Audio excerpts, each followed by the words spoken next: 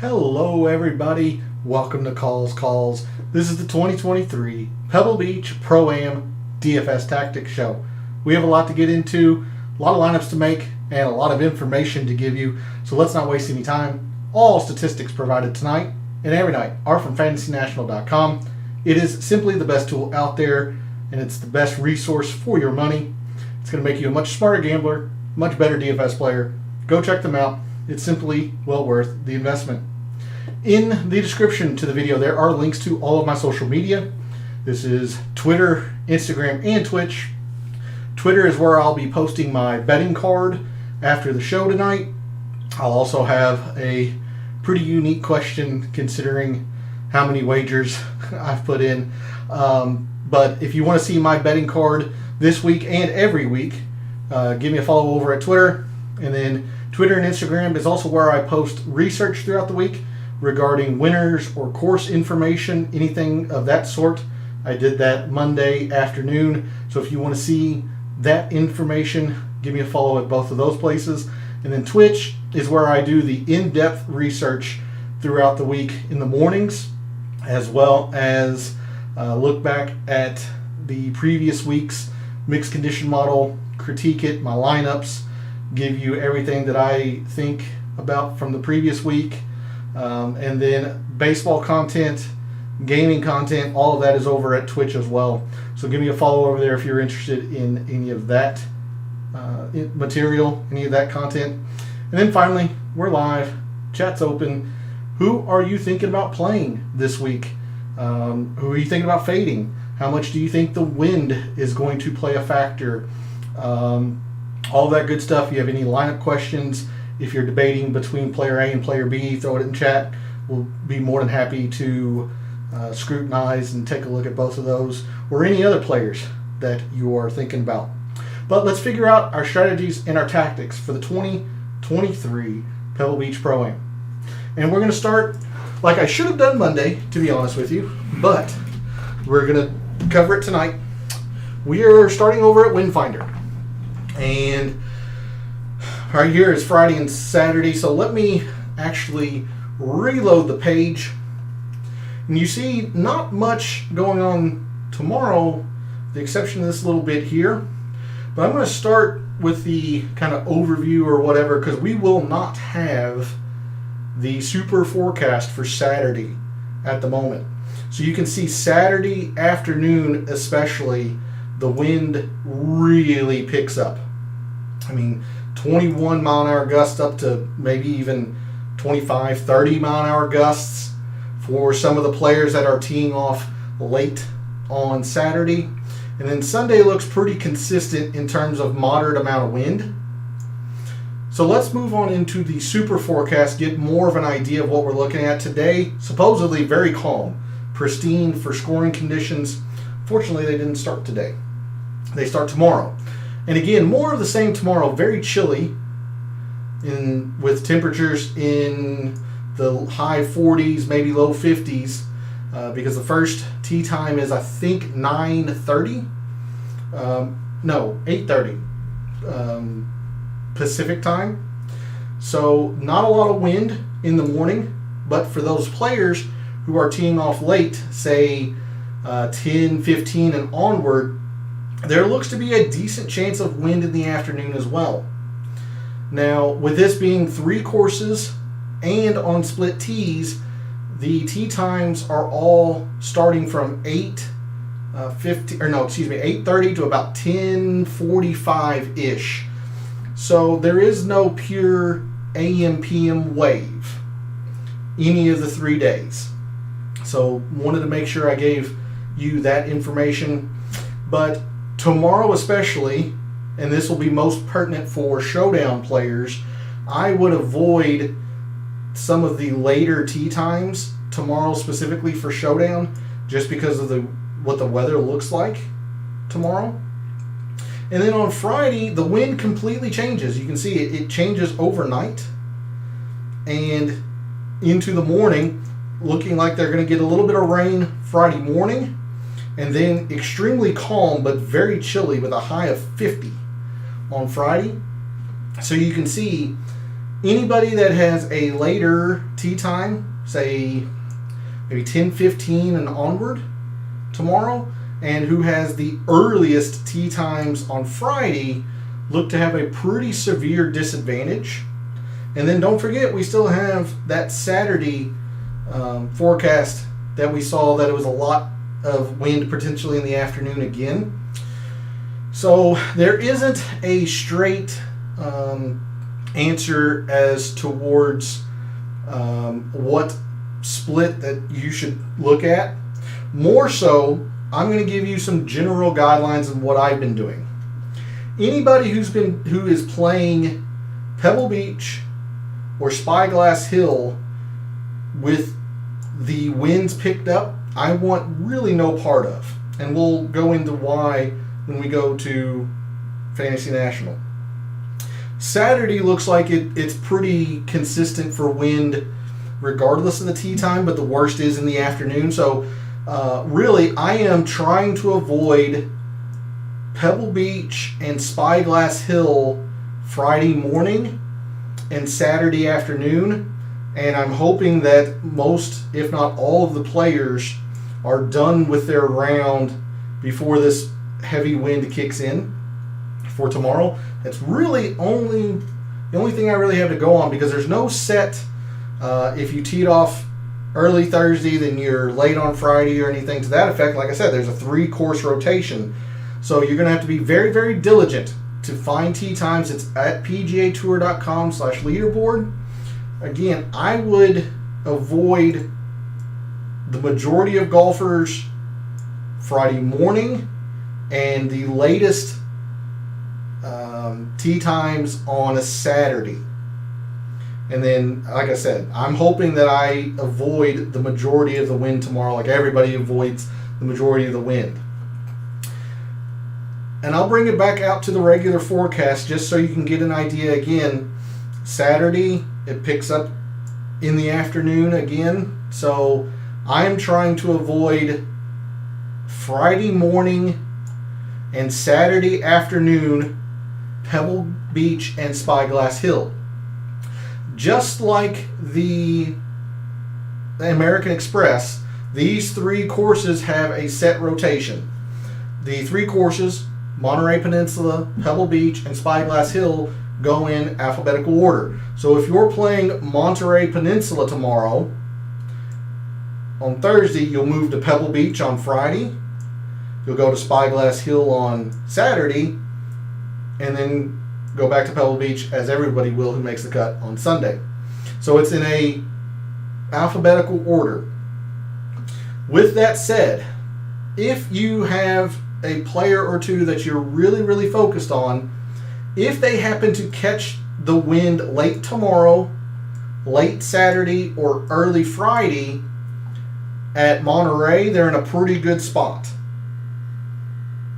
And the reason I say that, we're going to close out of Windfinder. Let's go to the historic conditions over here. I want you to notice something about any round that has been difficult. So last year, there was one round that was difficult. It was round 3. It was at Spyglass.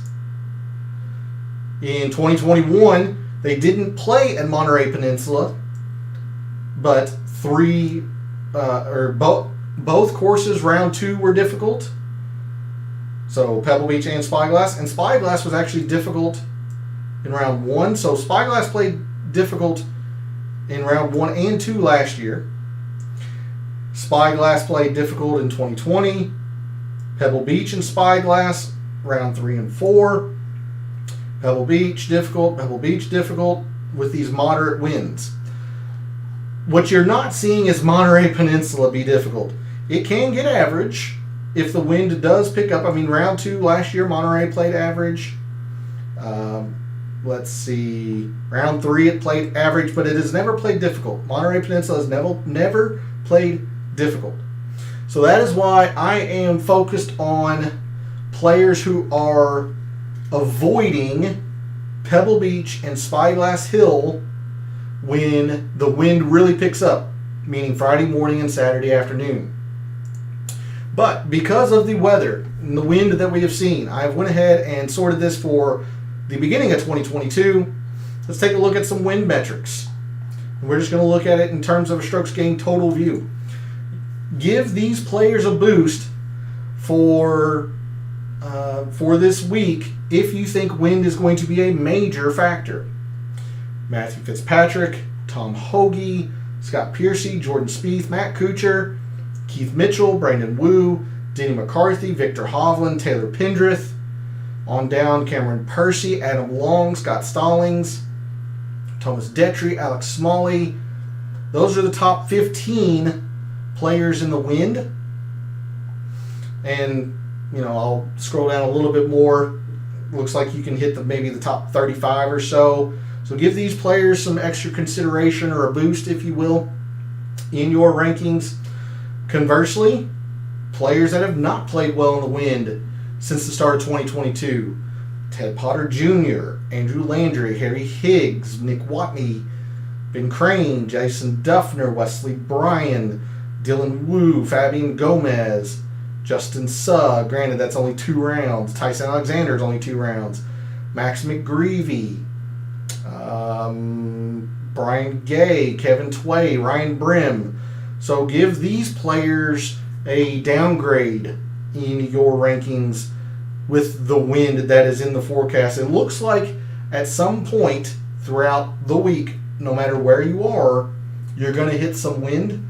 That's what it looks like. But you can certainly be on better courses and whatnot. Again, if you hit Monterey Peninsula when the heavy winds pick up, you're at a pretty big advantage, as that is by far the easiest of the 3 courses here. So I definitely wanted to show you that. However, the biggest indicator is short courses. So again, just as a review, your top performers on short courses since the start of 2022, those players are Seamus Power, Ben Griffin, Andrew Putnam, Matt Fitzpatrick, Maverick McNeely, Matt Kuchar, Denny McCarthy, Keith Mitchell, Eric Van Rooyen, Thomas Detry, and Lanto Griffin. All 3 courses are under 7,100 yards. They're all coastal. They're all POA. So short courses are going to be a big thing. You'll see in my mixed condition model, I used that filter quite a bit. All right. We start off with 5% in strokes gained approach, and quite honestly, I wanted to add more percent here. The last 5% in my model went to another category. I was debating between strokes gained approach and greens in regulation gained for the extra 5%.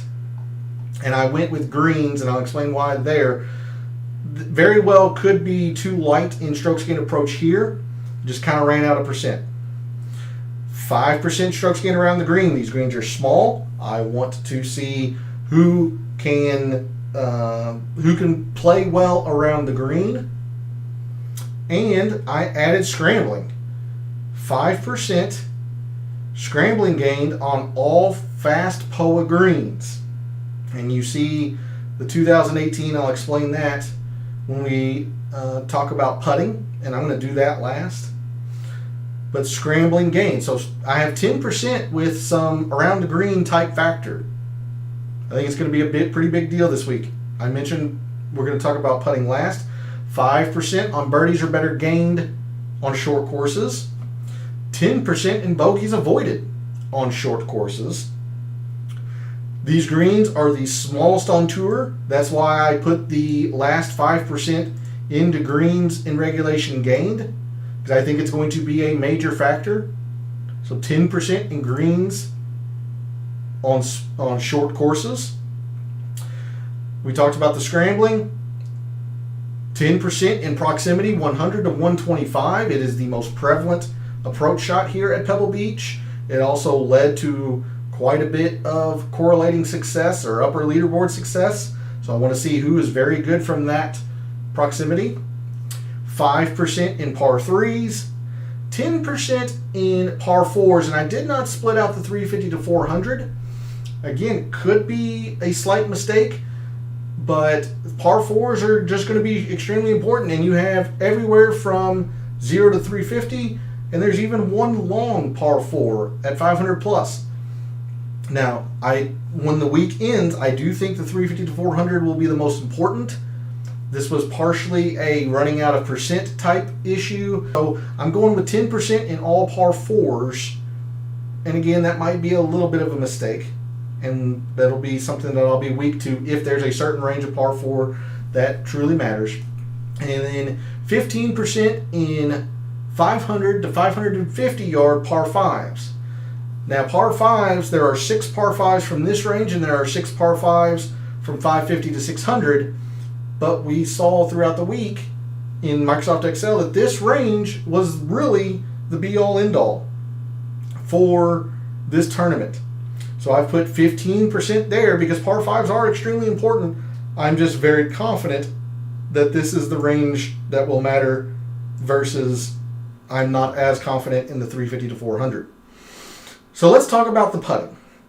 And you'll see the most important factor, the biggest factor in my mixed condition model this week is strokes gained putting on fast POA greens. And I went back to 2018. We took a look at a couple of different timelines. I think on Sunday night we went to 2020. And on Monday night we took a look at the entire career of players. I wasn't too comfortable with either of those. So I decided to be consistent with other things that I do, i.e. the comparison course spreadsheet where I go back 5 years. So that's what I did. I went back 5 years on fast POA greens. So 20% there, and then that same filter on scrambling on fast POA greens back to 2018. I believe the largest amount of rounds was from Jordan Spieth. He had 40-ish. Most players had in the 20s, high teens to 20, so I felt like it was enough to make it significant, but it wasn't going so far back like JB Holmes into the 2000 aughts. So I thought that was a fairly decent compromise using that filter going back to 2018. But there's a look at the mixed condition model I have for this week. Weaknesses, I mentioned I could be light in strokes gained approach. I truly do believe putting is going to be this big of a deal. That was part of the research that I posted this week on social media. Just the importance of POA putting, the winners, how they normally putt on all surface types and then putted on POA. A lot of the industry thinks that birdies are better gained might be or is going to be pretty important. I'm still thinking it's bogeys avoided because with this wind, I think it's going to play more difficult than people think. Again, the scrambling. If par threes are more important than what I've given them credence to, if there's a specific range of par four, then I'd be light to that. But that is what I am seeing as potential weaknesses to this mixed condition model. So with that, let's move on over to Microsoft Excel and the reveal of my top 10 when factoring the analytics, the prior course history, and the percent ownership. This has no tee time variable in it. It's just purely by numbers. So, my top 10 for the week. Jordan Spieth, Andrew Putnam, Matt Kuchar, Maverick McNeely, Seamus Power, David Lipsky, Victor Hovland, Matthew Neesmith, Denny McCarthy, and Nick Taylor. The one name that I would be pretty cautious about in this top 10 is Denny McCarthy. He is getting a huge boost here from POA putting, and yes, you have to be able to putt well here. He's also getting helped by the fact he's very littly owned. He has not played this event very well. And even though he is 5th in this field on fast POA greens back to 2018, he's not a POA green specialist. And that was something that I was trying to isolate with using this much percentage. POA green putters tend to be specialists. Tend to be. Not always, but someone like Nate Lashley certainly is best at POA. Taylor Moore, in his short career so far, is best on POA by a decent amount. Mark Hubbard, Peter Malnati, a very good putter in general, but he is the best, or he is at his best on POA. Kevin Kisner, Chris Stroud's the same. And it was really highlighted by Mr. Ted Potter Jr., who is right there. This was part of the research that I put out there on social media earlier in the week. Ted Potter Jr. is negative in terms of his career on bent greens and Bermuda greens. On POA, he's plus 0.3 or 0.4. He's also a former champion here. A lot of the winners dating back to 2014, 2013, wherever I went back to, the majority of them were at their best, or their best putting surface was POA. So that's why I have so much emphasis on putting on POA. Not to mention that all 3 courses have POA greens. So in the top 10, again, I think Denny McCarthy is getting elevated a little bit too much just because he's a good putter in general. I don't think I'd have him in the top 10. Otherwise, I really don't have any qualms with any of this. I like all of these players. Jordan Spieth, what's there not to? He is probably the best performer at the Pebble Beach Pro-Am, him and Troy Merritt. Andrew Putnam, he generally plays short courses well. He plays easier courses well, and I don't know if it's going to be easy, so I might be a little more hesitant on Andrew Putnam, but at least from the analytics, because I don't have any difficulty metrics in here, I understand why he rose. Matt Kuchar, short courses, he loves them, and he's played well here. Maverick McNeely, California guy. Seamus Power. Now, he hasn't played this event all that well except for last year, but we've seen he's the number 1 strokes gained total player on short courses, also the number 1 strokes gained total player on easy courses. So if you think that this tournament is going to play easy, Seamus Power is your guy. David Lipsky, I have no qualms about being up here, even though he hasn't really taken advantage of the length of the par 5s here at Pebble Beach. But his best surface by far, because he is not a good putter, his best surface by far is POA. He's actually positive on POA greens. Victor Hovland. Now, Matthew Neesmith is not positive on POA, but it is still his best surface. He's just very good at a lot of other things around here. Nick Taylor's also a former champion. Nate Lashley is very high. Again, 7th in this POA putting. That's what I was trying to do, is really, really accentuate these POA putters. So let's sort on the price board. Let's sort on salary and see if we can't glean some information on where some of our fellow contestants are going and all of that. So I'm going to sort on column E, largest to smallest. And let's go through the price board. In the 10Ks, you have 4 players: Jordan Spieth, Victor Hovland, Matt Fitzpatrick, and Tom Hoge. You see the rankings for all 4. I like them all, at least ranking-wise. There is one player I'm going to be a little bit more hesitant about. But in the 10Ks, Jordan Spieth at 10.6, literally 1,000 less than last week's top-priced player, John Rahm. He, a former winner here, putts POA well. He's taking advantage of the par 5s of the length. He generally avoids bogeys. Now, he's getting hurt a little bit by the fact that his irons haven't been good so far this PGA Tour season.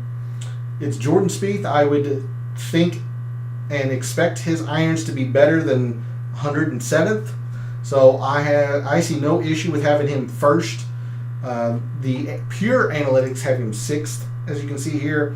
But again, on short courses, he's 10th in birdies or better. He scrambles well. It's Jordan Spieth. Top 40 in the proximity. Top 30 in greens on short courses. He plays well in the wind. There's a lot to like with Jordan Spieth. Victor Hovland has also matched a lot of the metrics here.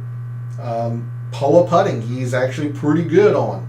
And even with the around the green, for as much as he has been rightfully so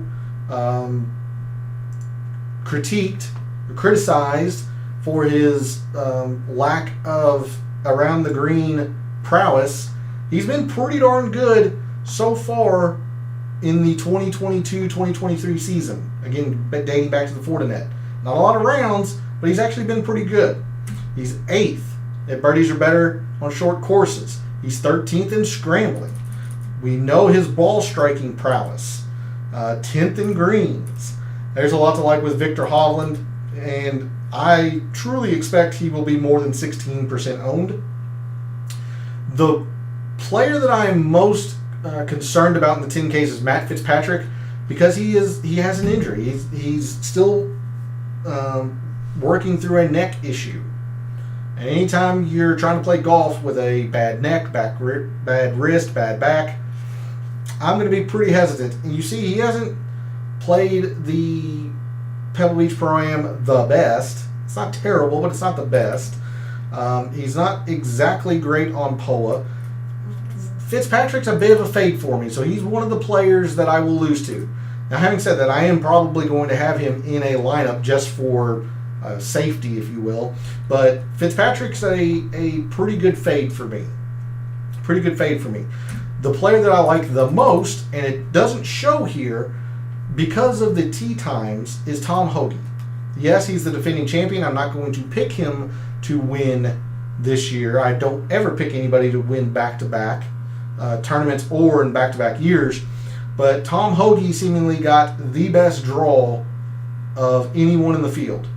The time that the wind picks up, he's at Monterey. The times he's at Spyglass and at Pebble Beach, the wind is, at least forecast-wise, projected to be down. And that's all you can go by is the forecast for the wind. So I really like Tom Hoge's draw. Again, defending champion. Now, he is the one player. He is the one player since 2012 who has been negative in his career at POA putting and still won the tournament.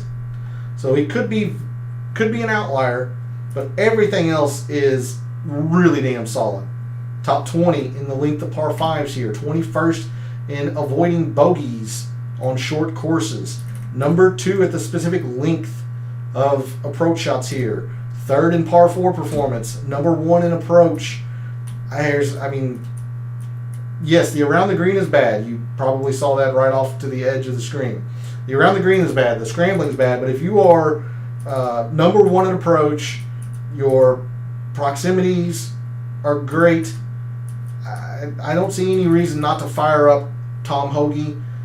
He's the most chalky person in the 10Ks, and I can't fault others for using him. He's probably my number 1 player in the 10Ks, knowing the specific tee times. So in the 10Ks, I'm going to go Hoge, then Spieth, then Hovland, and they're pretty close in 1, 2, and 3. And I'm pretty down on Fitzpatrick, wanting to see how he handles his neck issue.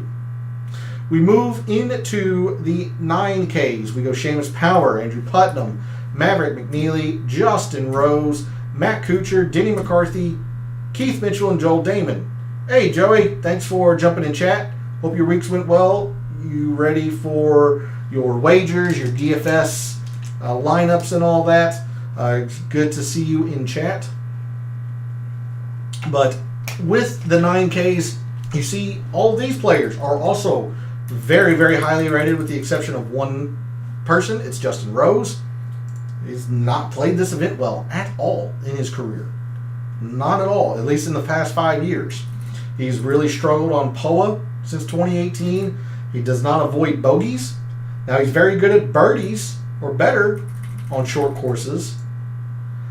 But as I've talked about all week, I think bogeys are going to be much more important. Still need to set mine. Hope you can give me the magic lineup. Well, I'll tell you what, I'm trying to find the magic lineup myself, so maybe we can work through it together.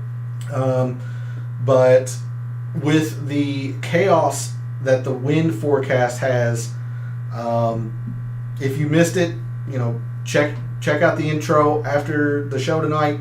It's the wind is everywhere. It really is. Calm at this time and then picks up, and it's just crazy. So make sure you go check out the intro after the show if you want to get a feel for who I'm targeting the most or trying to avoid with the wind. But I'm just out on Justin Rose. So Rose and Fitzpatrick are the two higher priced players that I'm pretty much avoiding. Like I said, I am going to use Matt Fitzpatrick in a lineup, maybe two, just for safety concerns, but I have concerns about his neck. But everybody else, Seamus Power, I love it. He's played well here last year. The POA isn't the best, but you're going on the short course. If you think the course is going to be easier, Seamus Power is your guy. There's a lot to like there. Andrew Putnam, okay, especially since off the tee isn't really going to matter because a lot of players probably are going to hit irons off some of these tees. Again, really takes advantage of short par fives. Third in bogey avoidance on short courses. Andrew Putnam loves short courses. Gotta like that. McNeely, California guy. Really like that angle as well. And you can see 5th, 2nd, and 4th in my rankings. So I'm going to be in the 9Ks a lot. Matt Kuchar, only at 8, almost 9%, like 3rd, 4th, and 1st in the 3 most important metrics that I have this week. I don't know why Kuchar would be only 9% owned. If he is, I'm really, really going to fire up some Kuchar.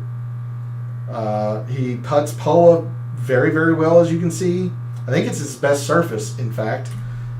Takes advantage of short par 4s, and he's number 1 at avoiding bogeys with Seamus Power on short courses. There's a lot to like with Matt Kuchar. We talked about Denny McCarthy. I'm a little skeptical of him being 9th. However, he plays well in the wind. He is still a good POA putter. I don't see any problem using him. I just don't think he's 9th. Keith Mitchell is very interesting. He is not a good putter on POA, as you can see here. The more difficult that you think this tournament is going to be this week, whether that's wind or whatever, the more difficult a tournament is, the more you need to think about Keith Mitchell. And I think this tournament's going to be more difficult than people think.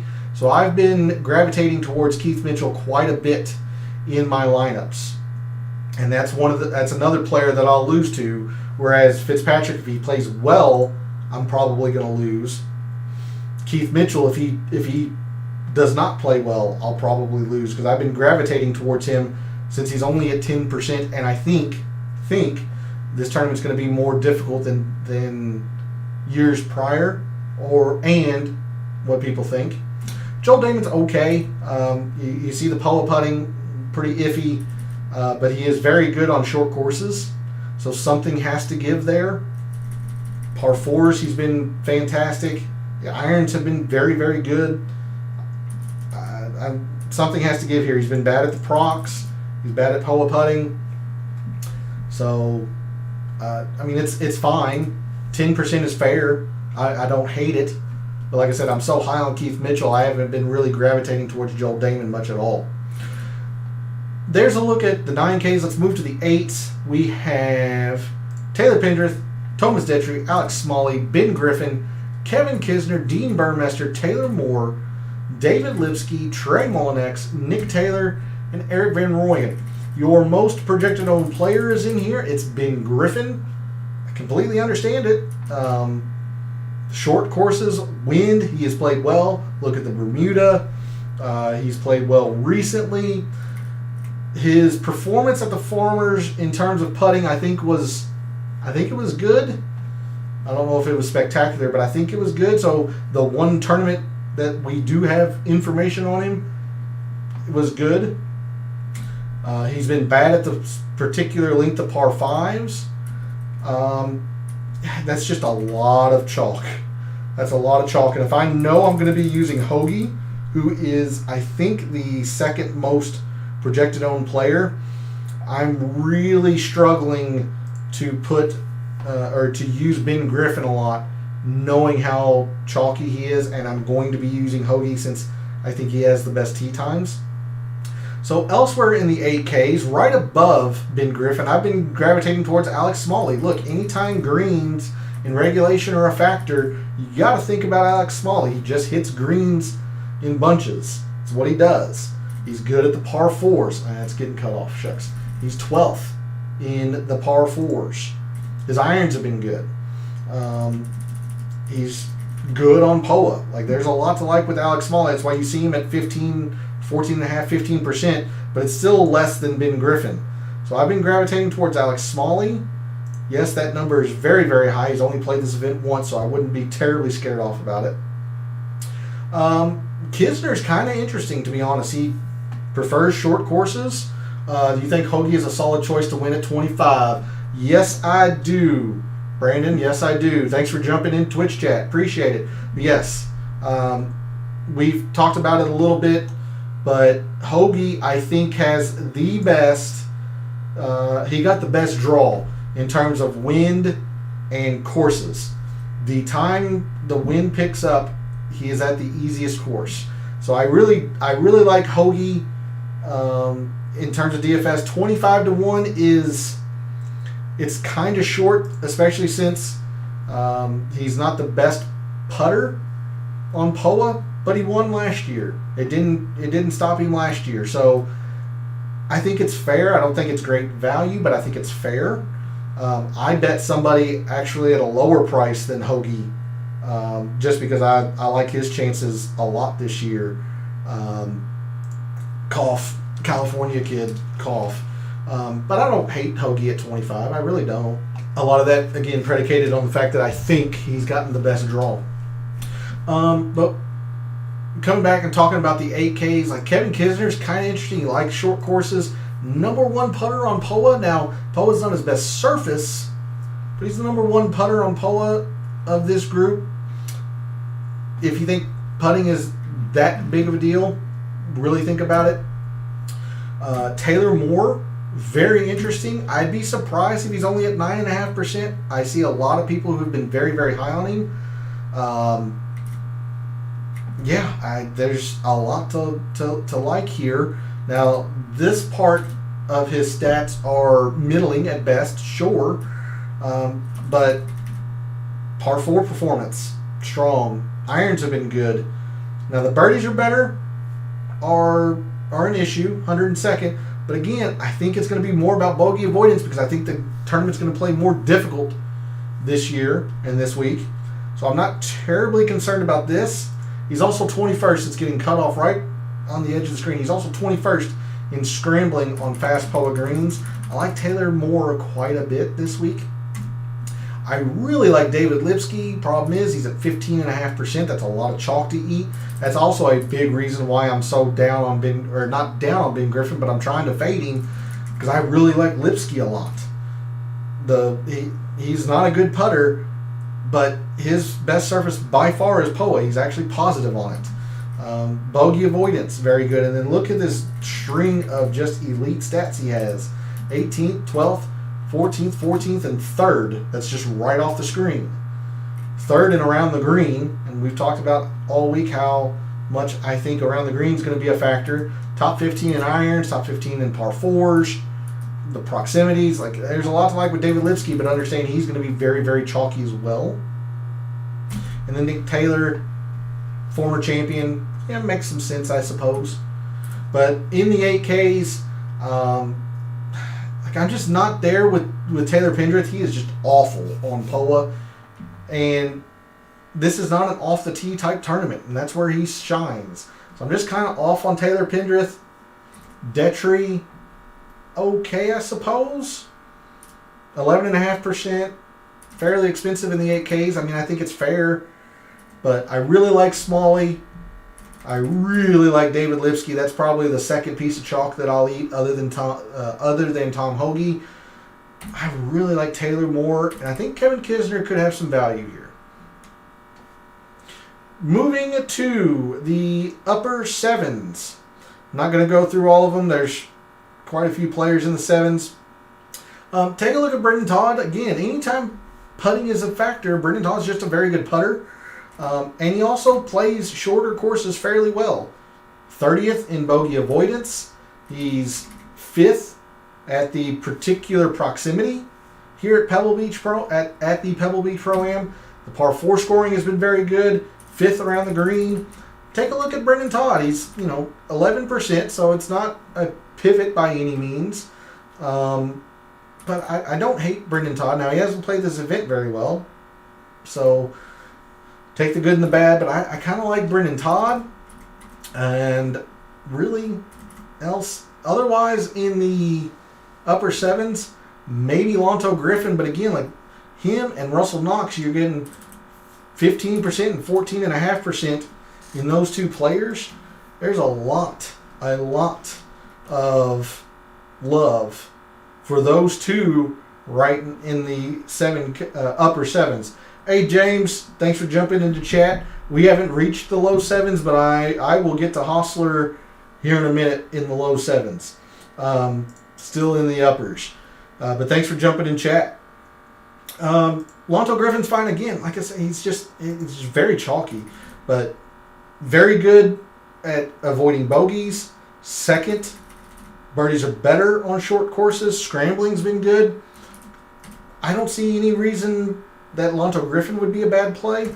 Knox is so darn chalky because he has just played this event very, very well, but he's not very good on POA. So for me, Knox is a full fade, for me at least, and he'll be the third player that I lose to. If Fitzpatrick and Knox play well, I'll lose. If Keith Mitchell doesn't play well, I will lose. But that's my look at the upper sevens. Like I just don't like a lot in the upper sevens, which will tell you where I'm going in the price board and the kind of lineups I'm building. So let's move to the lower sevens. I'm going to save Hostler for a little bit. Matthew Neesmith, always going to be getting some love here. He's played this event pretty darn well. Now, yes, he's not a very good putter on POA. The length of par 5s, he loves them. 13th in bogey avoidance, 2nd in greens on short courses. A lot like Alex Smalley, if greens are going to be a factor, you need to think about Matthew Neesmith. 4th in strokes gained approach as it is. He's also 8th in scrambling and 2nd in par 3s. So again, Matthew Neesmith, pretty darn chalky, but chalk that I really, really like. Nate Lashley with the putting on POA.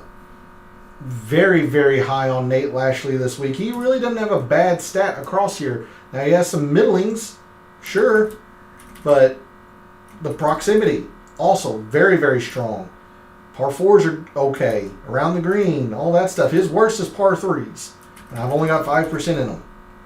I think Grayson Sigg will be fine. He has to be better on POA, obviously. Take a look at Troy Merritt. Again, this is about POA specialty. His best surface is POA, and like Jordan Spieth, it's between Merritt and Spieth for who has the best form here historically over the past 5 years. Troy Merritt just loves this place, loves this tournament. So he's got a lot of issues. You see, he's ranked 70th total. Like, he's not very good at the long par 5s. Or, excuse me, at the par 5 lengths. They're not long. He's just not very good at the par 5s here. He doesn't hit greens. His proximity hasn't been good. Again, this is just a gut feeling on the fact that I think POA putting is going to be a big factor, and he's very good at it. P, welcome to the chat. Glad you could make it. Full house. Quite a bit of people here tonight. Loving it. Loving it. Hopefully you have your wagers and lineups set. If you don't, then We've joined at the right time, going through the price board and trying to figure out who we want to narrow in on. But, I mean, there's a lot of players here in the low sevens that I like. Troy Merritt, Nate Lashley, Matthew Neesmith. Take a look at Aaron Baddeley. Again, POA putting. It's good. It's good. Kevin Streelman always plays this event very, very well. And the more difficult it gets, kind of like Keith Mitchell, the more difficult it gets. Think about Kevin Streelman. I know his ranking isn't very high, but I think it's going to get more difficult than what the analytics say. So I don't hate the idea of Kevin Streelman. Mark Hubbard, yes, he's coming off injury. A little worried about that, but he's number 8 in POA putting. POA is his best surface. So take a long look at Mark Hubbard. His irons have been very good. 7th and around the green. I know it's off the screen, but 7th and around the green. Top 15 in par 4s as well. Take a long look at Mark Hubbard. But let's talk about Beau Hossler for James there. I like him quite a bit more than what this 39th is saying. Having said that, his draw isn't the best. And if we go and look, the vision will be skewed. I apologize. But let me bring up Fantasy National. And let's take a quick look at his wind metrics. Beau Hossler. So he's middling. Well, shucks. I guess I have to change it. So he is 49th in the wind. Not terrible, but not great. Again, he's okay on POA, but not great. He's more of a bent grass player. For me, Beau Hossler is an all or nothing. I can see him top 5ing, and I can see him missing the cut. Because of that, I am completely ignoring him in DFS because I have a win bet on him. I prefer to bet players that are all or nothing on win bets. So that's what I've done with Beau Hossler this week. He's played this event pretty darn well. So I've bet him outright to win instead of using him in DFS because I can see him potentially struggling this week, especially with the wind. He's not the best wind player. It's not bad. He's not the best wind player. He's also got, I think, Spyglass when the wind is at its highest, and Spyglass can get pretty difficult. So I'm not in love with it, but if he makes the cut, then I can see him moving up the leaderboard. So that's how that's what I have done with Beau Hossler this week. If you're willing to gamble on the upside, which I think is there, he's very, very risky in DFS. But top 27th and around the green, 15th in scrambling, but the irons have been shit. The proximity has been shit. So it's all or nothing. And I put a win bet on Hossler, so that's why I'm not going to use him in DFS.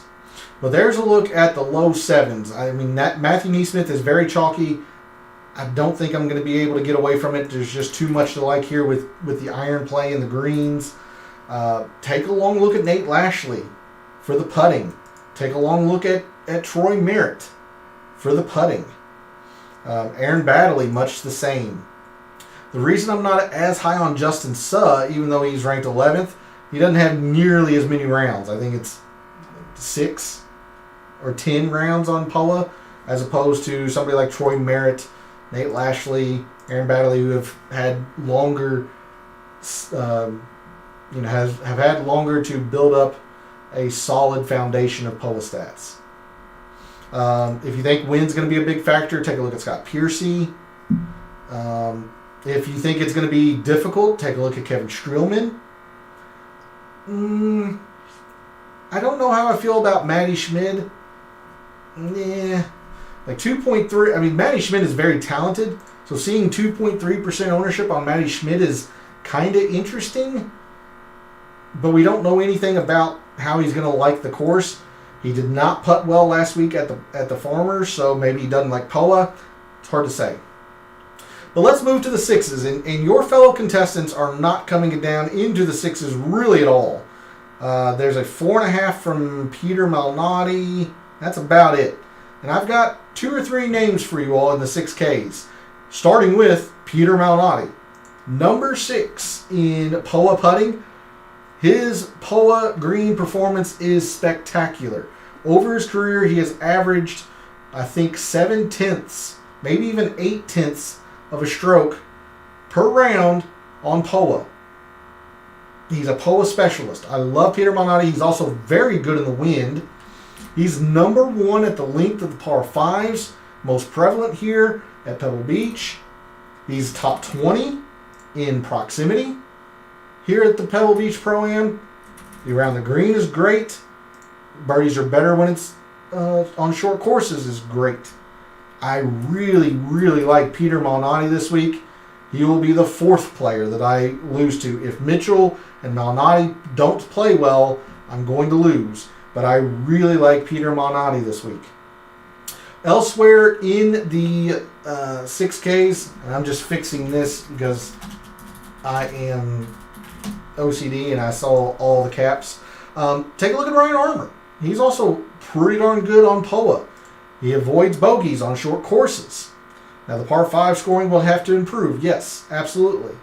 But I don't hate Ryan Armour at all if you want to throw a dart. But it really, really wouldn't be calls if I didn't give you a 6K literal minimum play. And we talked about him a little bit earlier. So if you're trying to squeeze in a, Jordan Spieth, Victor Hovland start, or a Tom Hoge, Mav McNeely, Denny McCarthy type start, I want you to take a look at the literal minimum of Ted Potter Jr., a former winner at the Pebble Beach Pro-Am. Top 20 in POA putting. His bogey avoidance has been okay. Now, he hasn't played a lot in the PGA Tour season because he's not full status. But he had no form coming in to the Pebble Beach when he won in 2018. I'm not advocating for you to throw Ted Potter Jr. in a lot of your lineups. But if you're trying to squeeze in a huge start, like a Jordan Spieth Hovland or a Spieth Hoge McCarthy type deal, I don't hate the idea of Ted Potter Jr. based on, one, his previous track record. He's a former winner here. He's top 20 in POA putting. And his around the green is generally pretty good. Now, again, he doesn't have any metrics here because he hasn't played yet this PGA Tour season. He's not full status member. I don't hate the idea of a Ted Potter Jr. in the right circumstance. I'm making sure I put that out there. In the right circumstance. You mentioned Doug Gim at 6,900. Again, he's one of those players like David Lipsky. He is not a very good putter, but he's okay on POA. The par 5s, but we talked about this last week, or maybe it was 2 weeks ago, P. Doug Gim has always been a ball striker. He's always been very good with his irons. Until Doug Gim reverts back to being Doug Gim with the irons and not being Ted Potter Jr. with the irons, I can't do anything with it. I have to see some kind of improvement from Doug Gim on his irons, because he is not a good around the green player. And while all these greens are POA, yes, and it's his best surface, yes, he's still just not a good putter. So, I mean, you're going to be very unique if you take him. I'll give you that. But I can't back Doug Gim. I can't. There's how I see the price board for your DFS slates. Let's make some lineups. We'll start with tiers and then move on into making some classic lineup construction. So, for tiers contests, Tier 1, you have Jordan Spieth, Victor Hovland, and Matt Fitzpatrick. For me, I'm probably going Jordan Spieth. He's the more consistent play, but I really think Victor Hovland has the better chance to win the tournament. I'm pretty out on Matt Fitzpatrick, so I think it's between these two. Jordan Spieth's probably the chalkier of the two, but he's probably the more consistent play. Victor Hovland is the high upside play. So give me Spieth, knowing that I'm probably going to take a chance in a later tier. Tier 2, Tom Hoge, Seamus Power, Andrew Putnam, Mav McNeely, and Matt Kuchar. Boy, I like all of these players. We talked about it a lot tonight, but Tom Hoge just seems like he has a fantastic draw, avoiding a lot of the wind and difficult courses. I really like Seamus Power this week. Mav McNeely, I've got a win ticket on Mav McNeely, essentially his home course. I like Mav McNeely this week. Matt Kuchar on short courses always is good. He's probably going to be pretty unique in tiers as well. So I really don't hate any of those three. And Power for that matter. Sure, that's really tough. Oh boy. Again, I think I'm going to say Tom Hoge's probably the safer option. He's going to be the chalkiest. But I think he's the safe option. I don't hate McNeely. He loves this tournament. I think it's between those two. Kuchar's quite interesting as well. I don't hate any of those three, but I'm probably going to go McNeely. Both of them are going to be chalky, so yeah, I'll just go McNeely. Yeah. Oh boy, that's tough. Tier 3, Justin Rose, Denny McCarthy, Keith Mitchell, Joel Damon, and Taylor Pendrith. Well, there's really only kind of one option for me by default. I do not like Taylor Pendrith. Joel Damon's okay, I suppose. I've talked about how I think Denny McCarthy's a little bit overrated, considering I put 20% in POA putting, and I'm off on Rose, so by default it's Keith Mitchell, which is fine by me because I think this is going to play more difficult than usual. Now, if you want to use putting, yes, use Denny McCarthy. He's played okay at this course. Keith Mitchell's actually played better than him. Joel Damon's played the best of these three. I just don't have a great feeling on... I don't have a lot of confidence in Joel Damon. We haven't seen him since the fall, so I don't know where he is. So I'm going to go with Keith Mitchell. Don't fault you for taking Denny McCarthy there on Tier 3. Tier 4, Thomas Detry, Alex Smalley, Ben Griffin, Kevin Kisner, Dean Burmester, Taylor Moore, and David Lipsky. Another tough tier. Ben Griffin's going to be the chalky choice, a good choice. I'm probably going to go with Taylor Moore. David Lipsky's also a very solid choice. Thomas Detry's kind of a wild card, but this seems like it would fit his style. He's always played coastal courses the best. These are coastal courses, so I could see him really liking this tournament. But I think I'm going to go with Taylor Moore. I don't hate David Lipsky. I don't hate Alex Smalley. I don't hate Detry. And if you're going with Denny McCarthy, you might as well go with Kevin Kisner for the putting, but I don't think I'm on that wavelength. Tier 5, Trey Mullinax, Nick Taylor, Eric Van Rooyen, Brendan Todd, Scott Stallings, Robbie Shelton, and Davis Riley. For me, I'm between three players. Nick Taylor for the prior course performance, a former winner here in 2019. Maybe it was 2020, excuse me. So a former champion here, he likes this place. I don't hate that pick. I'm actually going to take Eric Van Rooyen. Yes, he's coming off an injury, but he played extremely well last week at the Farmers at a course that I don't think really suit him all that well. So the form's good. I'm going to ride with that. I also don't hate Brendan Todd either, but I'm going to take Eric Van Rooyen in Tier 5. Finally, Tier 6, Aaron Baddeley, Harry Hall, Harry Higgs, Brandon Wu, Mark Hubbard, Charlie Hoffman, and Dylan Fratelli. For me, give me Mark Hubbard. I think it's a pretty clear choice in that regard for being tier 6, although Aaron Baddeley is fine as well. But these other players I don't really want any part of. Harry Hall's more of an off-the-tee type player. This off-the-tee doesn't matter here. Harry Higgs, just no thanks. Brandon Wu, this doesn't feel like a Brandon Wu type event. Hoffman, no. Fratelli, no. So there's a look at tiers and how I see tiers lineups shaking out. I see that we're already slightly over on time, so let's try to get through some of these lineups as quickly as possible.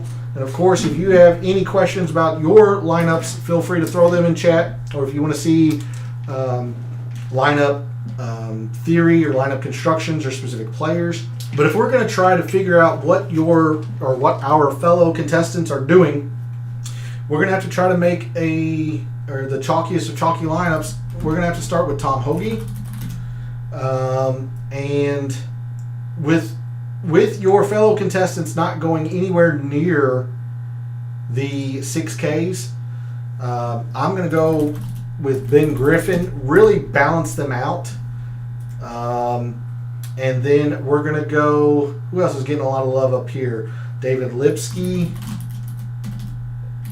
Yeah, that's it looks like it's getting a little scrunched because, of course, I went auto fit. But you see, you still have 7,800 per player here in the last 3 spots.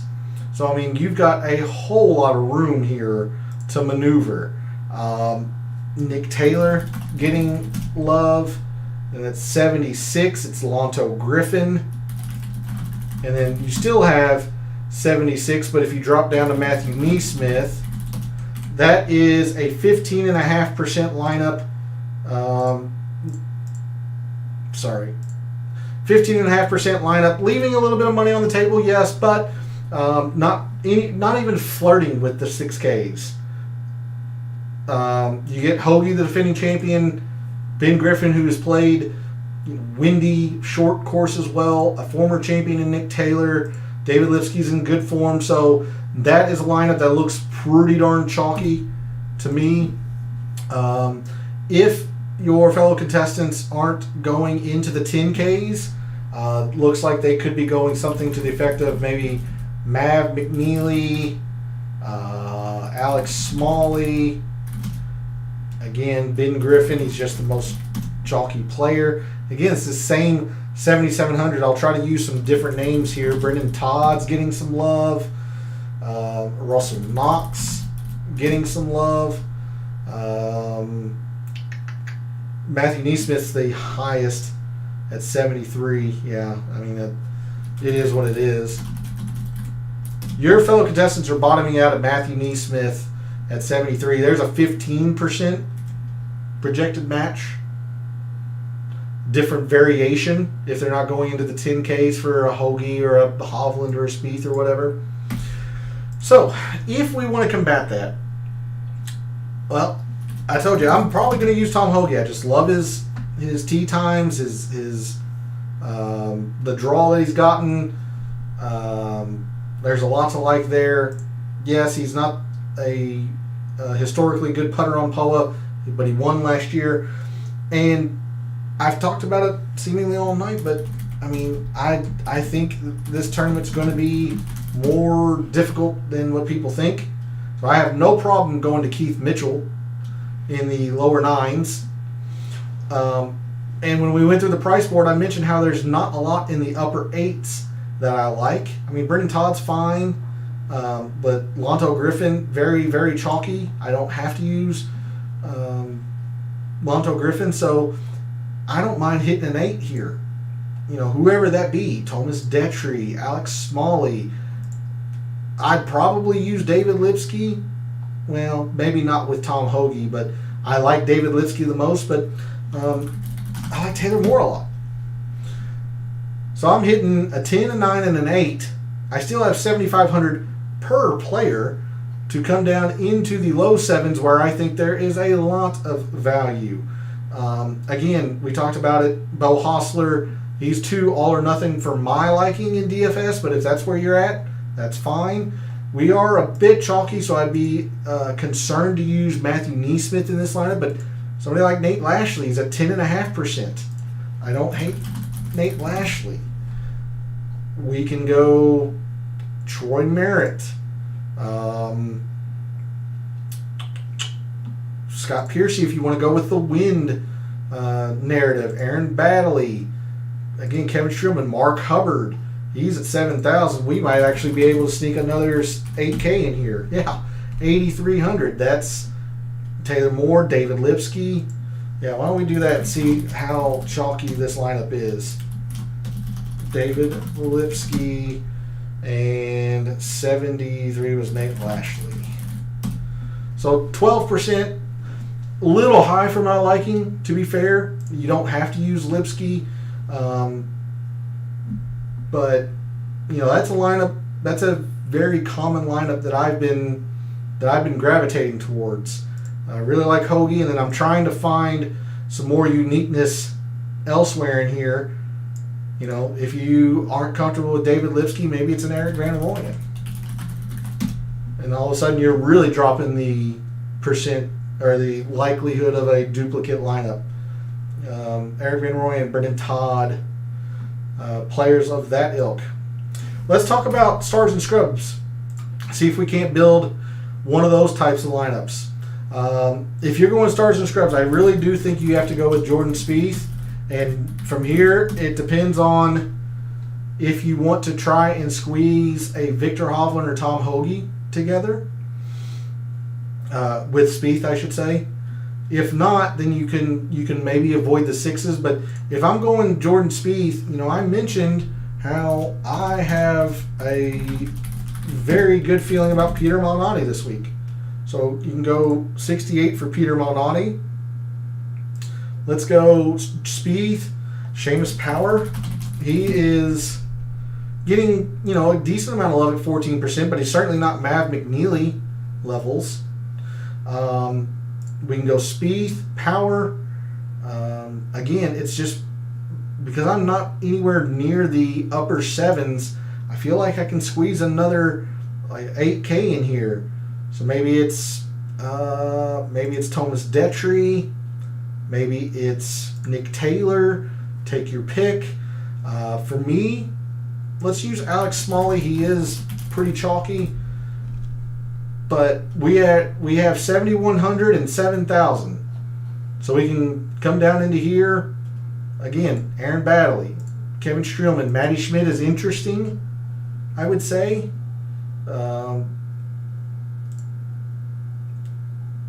Let's see. Not a whole lot other than Mark Hubbard, who we've already used, but I don't mind using again. Troy Merritt's at 72. We would need to drop 100. So, Alex Smalley to... I'm not in love with it, but maybe Kevin Kisner. And then we hit Troy Merritt and Mark Hubbard. There's a sub 10% projected ownership. You got Spieth and Seamus Power. Again, Power is the number one strokes gained total player on short courses, on easy courses. Malnati's, quite speculative, but I'm really high on him with the POA putting, his proximity, all that stuff. Merritt, more putting. This is the putting, POA putting angle, if you will. And then last one I'll show you all, unless there are questions in chat. It wouldn't be calls if I didn't use a 6K play, like I mentioned. So let's go Ted Potter Jr. Let's set our bottom there. And again, I would only do this if you are trying to squeeze literally everything into the top of this. So let's try going Jordan Spieth. I mean, if we're gonna go. Let's go Victor Hovland. Mav McNeely might be a little bit too expensive, but we might as well just shoot for the moon and see if we can make it happen. Yeah, no, I didn't think so. Spieth, Hovland, probably have to drop down into the 8Ks. You might be able to squeeze in a Keith Mitchell in the low 9s.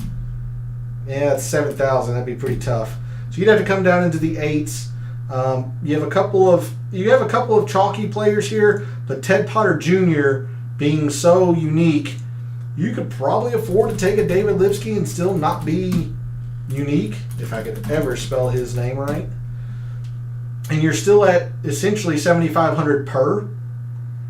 Again, that's that same area of the price board. Like Alonto Griffin's extremely chalky, but Bo Hostler, Matthew Neesmith, Nate Lashley. I don't hate Grayson Sigg. I don't think we've talked about him much. I don't hate Grayson Sigg. Let's do a Grayson Sigg, and I'll just throw in Justin Subb just because it's a name we haven't used yet. It's a little under 11%, but you're going to be, I would be hard pressed to imagine anybody's going to duplicate this lineup with a Ted Potter Jr. at 6K. And if you're willing to go real crazy and do 2 6Ks, which I don't think even I'm that crazy, but if you wanted to, then you could maybe try to squeeze in the Matt McNeil M. Nope, still not. Damn it, I tried.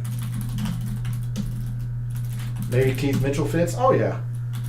Keith Mitchell fits. That's 72. That's Troy Merritt. Neesmith's at 73. Who's the other 72? Troy Merritt, Taylor, Taryn. Yeah, we'll just throw in Troy Merritt. And again, another sub 10%er. Yes, you have two 6Ks, which is, that's a gamble. But you're throwing Spieth, Hovland, and Mitchell in. Or if you don't want Mitchell, maybe you go McCarthy and drop Merritt or work that money around however. But those are some of the lineup ideas I have that I've been toying around with for the Pebble Beach Pro-Am for this week. Burmester for the win. That's an interesting one. I don't think we talked about Burmester at all tonight. Where's he at? There he is. 84. Yeah, I mean, he doesn't have a lot of stats on POA, so he might be fine on POA. He just hasn't been in his few rounds. Loves the par 5s. Length of par 5s. Greens are good. I am a little worried about the proximity. The irons haven't been good. I don't know. It could be interesting. That'd be interesting for sure. And at 2.5%, you'd be gaining a lot of leverage in that regard too. What do you think? I mean, like I said, I've got 4 or 5 top 20 wagers, Brandon. I mean, are you talking player or are you talking odds? Because generally speaking, I try not to bet any top 20s that are 4 to 1 or less. I just don't think that's good return on your value. Having said that, you know, these players that are 6, 7, 8 to 1 to top 20, there's a reason they're there because they're generally not good. I'm trying to think of the top 20s that I have. I know one of them is a real long shot. I'm trying to find him in my rankings. It's Saying You'll Know. NOH. Well, I can't find him. But I bet Saying You'll Know to top 20. There he is, 6,800. He hasn't been good on POA, but like he's been okay at this tournament years past. I don't know. I just kind of liked Saying You'll Know. I think he's like 7.5 to 1. He's a grinder, good bogey avoider. He's very good at the proximity here. Like I said, I threw a bet on him at 7.5 to 1 to top 20. Trying to think of others that I might have done. I can't remember. I've slept since then. My betting card will be out on Twitter a little bit later on in the evening. I got to wrap up some of the lineups and input them into DraftKings. But as I mentioned, thanks again to everybody who tuned in. AJ jumping in right at the end. Hovland or Spieth if you had to choose one. I'm going to go Spieth. And a lot of that's just predicated on the fact that he's got very good course history here. I think Hovland's fine, but if I had to choose one, I'm just going to go Spieth. He might be a little bit more highly owned, but I think he's more consistent. I think the way I phrased it throughout the show, I think Spieth's the more consistent option. I think Hovland's got the best chance to win of those two. So it depends on how risk averse you are. Do you want the safety or the high floor of Jordan Spieth, or do you want the higher ceiling of Victor Hovland? Because, I mean, Victor Hovland's ball striking, and if indeed his around the green has gotten this much better, then the PGA Tour needs to look out. Because that was always his knock, was around the green play. But if he's truly 28th, or if he's gotten that much better, he combines that with the ball striking, his superb ball striking, and the fact that he's a very good pull-up putter. I think Victor Hovland is the higher upside play. Jordan Spieth is the more consistent play. But thanks for jumping in chat right at the end of the show. Unfortunate that it was right at the end there, but glad I could answer your question right before I signed off. Just a reminder, Friday evening will be the round 3 showdown. So it's the Friday night chill stream, but I'll be focused on round 3 showdown specifically. I generally try to do weekend golf, but since this is a 3-day cut, I'll just do round 3 showdown. So that'll be fun. That'll be at 9 p.m. Eastern as well. My betting card will be out on Twitter here after a little while. But thanks to everybody who jumped in to chat, both on Twitch and on YouTube. It was a great show. I really appreciate the support. For all of the wagers that you have made this week for the Pebble Beach Pro-Am, for all of the DFS contests you've entered this week for the Pebble Beach Pro-Am, for this weekend and every weekend, may all your bets be profitable.